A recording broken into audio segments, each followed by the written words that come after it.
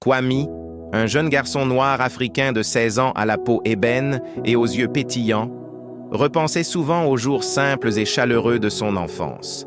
Sa famille vivait dans une petite maison modeste d'un quartier ordinaire d'une ville africaine animée, où les rues résonnaient de rires et de cris joyeux. Ses parents, Kofi et Mary, étaient des travailleurs infatigables. Kofi, un homme à la peau sombre et au sourire contagieux, dirigeait une petite entreprise avec une ambition visionnaire. Mary, une femme élégante à la peau d'un brun profond, ses tresses attachées avec soin, incarnait la tradition et la sagesse. Malgré leur emploi du temps chargé et la fatigue accumulée, ils trouvaient toujours du temps pour leur fils unique. Les week-ends étaient des moments sacrés, remplis de joie familiale. Ils sortaient au parc, où Kwame courait dans l'herbe verte sous le soleil éclatant, poursuivi par son père qui feignait de le rattraper avec des éclats de rire. Les soirées étaient dédiées à des jeux de société, où Kofi enseignait à Kwame les stratégies des échecs, ses grandes mains guidant les pièces sur l'échiquier avec patience. Mary insistait pour que Kwame apprenne à cuisiner, lui tendant une cuillère en bois pendant qu'elle surveillait une marmite fumante de soupe égoussie ou de ragoût igname. « Un homme qui sait cuisiner ne dépendra jamais de personne », disait-elle avec un sourire chaleureux, transmettant non seulement des recettes, mais aussi des leçons de vie. Ces moments, imprégnés de l'odeur des épices et de la chaleur humaine, étaient le cœur de l'enfance de Kwame. Il se sentait aimé, sécurisé, ancré dans un monde où l'affection familiale primait sur tout. Mais la vie, imprévisible, en décida autrement. L'entreprise de Kofi, autrefois modeste, connut un succès fulgurant en quelques années. Des contrats lucratifs affluaient, transformant leur petite affaire en un empire en expansion. La famille entra dans le monde des élites, quittant leur maison chaleureuse pour un immense manoir dans un des quartiers les plus prestigieux de la ville, bordé de palmiers majestueux et de villas opulentes. Pour les autres, c'était un rêve devenu réalité. Luxe, confort, opportunité infinie. Pour Kwame, ce fut le début d'une profonde solitude. Ses amis d'enfance, restés dans leur vieux quartier, n'étaient de plus qu'à une longue distance, séparés non seulement par les kilomètres, mais aussi par un fossé social grandissant. Le manoir, aussi luxueux soit-il avec ses sols en marbre et ses lustres scintillants, ressemblait à un palais froid et vide. Kofi et Mary, absorbés par leur nouveau statut, voyageaient constamment pour des réunions d'affaires ou des événements mondains. Quand ils étaient à la maison, la fatigue les rendait silencieux et distants. Les conversations animées se firent rares, les repas familiaux disparurent, remplacés par des dîners solitaires. Peu à peu, la chaleur familiale s'évapora, laissant Kwame naviguer seul dans ce nouveau monde. Son nouveau lycée, rempli d'enfants de familles riches, tout noirs africains habitués au luxe et aux privilèges, accentuait son sentiment d'isolement. Ils parlèrent de vacances en Europe, de vêtements de créateurs, et portaient une assurance inébranlable forgée par une vie sans manque. Kwame, autrefois joyeux et plein d'humour, se sentait étranger, regrettant amèrement la simplicité perdue. Pour combler le vide, Kwame développa une habitude particulière. Chaque après-midi, après l'école, il asseyait sur les marches du manoir et observait la vie au-delà des grandes grilles en fer forgé. Il ne guettait rien de spécifique. Il voulait simplement se reconnecter au monde extérieur. Il regardait les passants pressés, les enfants noirs africains jouant au football dans la rue, les vendeurs ambulants criant leur prix pour des fruits frais ou des beignets chauds, les voitures et motos pétaradantes. C'était sa manière d'échapper au silence pesant de la maison, un rituel qui lui rappelait la vitalité de son ancienne vie. Un jour ordinaire transforma tout. Une voiture noire élégante s'arrêta devant la demeure, son moteur ronronnant avant de s'éteindre. Une femme distinguée en descendit, Madame Nana Mina, la cinquantaine, à la peau d'un brun riche et aux cheveux tressés avec élégance, parée de bijoux discrets mais exhalant la richesse. Kwame la reconnut immédiatement comme leur voisine.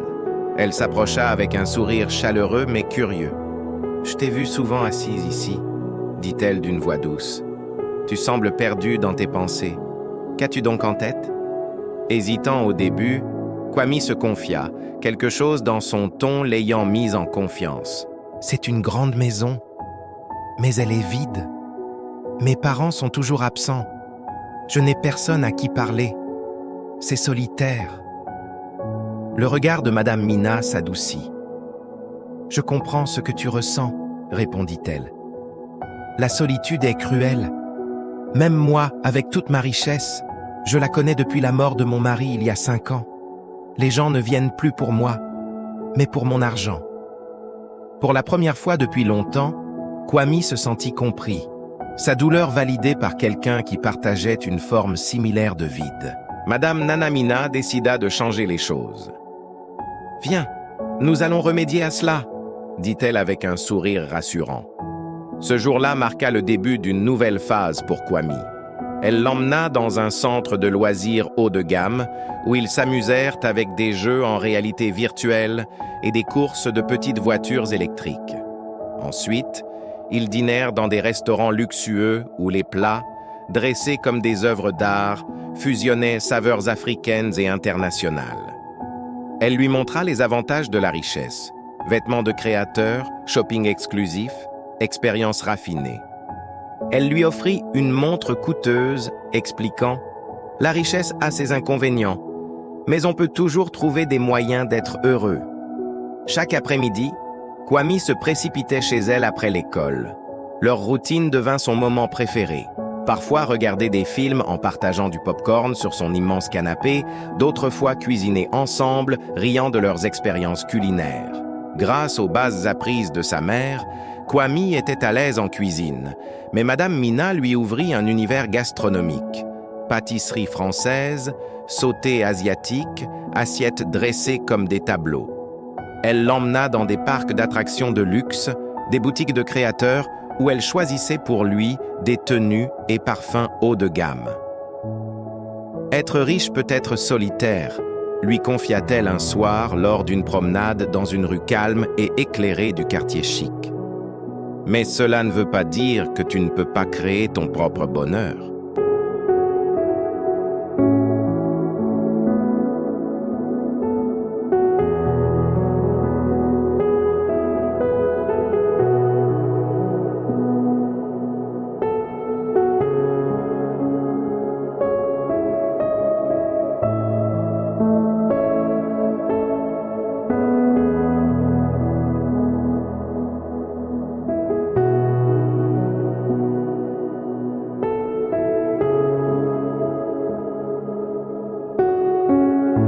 Kwame essayait des vêtements de luxe, défilant fièrement devant elle. Elle riait, applaudissant. « Tu deviens un beau jeune homme », murmura-t-elle d'une voix plus douce. Ils s'installèrent pour un film romantique. Quand les personnages s'embrassèrent à l'écran, l'atmosphère changea. Madame Mina posa sur Kwame un regard profond, puis se pencha pour l'embrasser. Choqué et confus, Kwame sentit son cœur battre follement. C'était son premier baiser, et malgré sa naïveté, il y répondit. Cette nuit-là, leur relation se transforma en quelque chose d'interdit, une passion qu'ils savaient mal, mais qu'ils ne pouvaient arrêter. Pour Kwame, c'était l'amour pur. Elle le rendait heureux, désiré, comblant le vide de sa solitude. Leur routine devint intime. Cuisiner, regarder des films romantiques ou simplement savourer leur présence mutuelle. Les sorties luxueuses devinrent secondaires. Être ensemble suffisait. Elle le traitait comme un homme, pas un enfant. Mais ce bonheur secret était fragile. Un soir, les parents de Kwame rentrèrent tôt. En voyant Kwame et Madame Mina main dans la main, riant dans la rue, Mary sursauta, alertant Kofi. Ce soir-là, la tempête éclata. « Où étais-tu » tonna Mary. Kwame explosa de douleur. « Elle se soucie de moi. Où êtes-vous quand j'ai besoin de vous? Nous nous aimons. » Un silence de plomb tomba, suivi d'une rage parentale qui envoya Kwame dans sa chambre. Le lendemain, la maison fut envahie par des policiers. « Elle a profité de notre fils », déclara Kofi fermement. Kwame, dévalant les escaliers, hurla « Vous détruisez ma vie !» Mais Madame Mina fut arrêtée. Ses avocats agirent vite. Libérée sous caution, elle confronta les parents. « Ce que j'ai fait était mal, mais vous avez négligé votre fils. Je peux vous poursuivre pour ça. » Sans choix, ils cédèrent, abandonnant les charges. Fidèle à sa parole, Madame Mina disparut, vendant sa maison et coupant tout contact. Kwame, le cœur brisé, la chercha en vain. Ses parents, réalisant leurs erreurs, changèrent radicalement. Ils restèrent plus souvent à la maison, firent des efforts pour être présents, l'emmenèrent voir un thérapeute. Kwame, convaincu qu'il n'avait pas été abusé mais amoureux, se sentait vide. Avec le temps, il guérit lentement. Il se fit de vrais amis de son âge, ramenant rires et aventures dans sa vie. Discussions nocturnes, événements scolaires, sorties spontanées. Il se rapprocha de ses parents, qui devinrent plus attentifs à ses rêves et pensées. Le vide ne disparut jamais complètement, mais il cessa de le définir. Madame Mina resta un souvenir doux, amer, des leçons d'un passé complexe qu'il porterait toujours.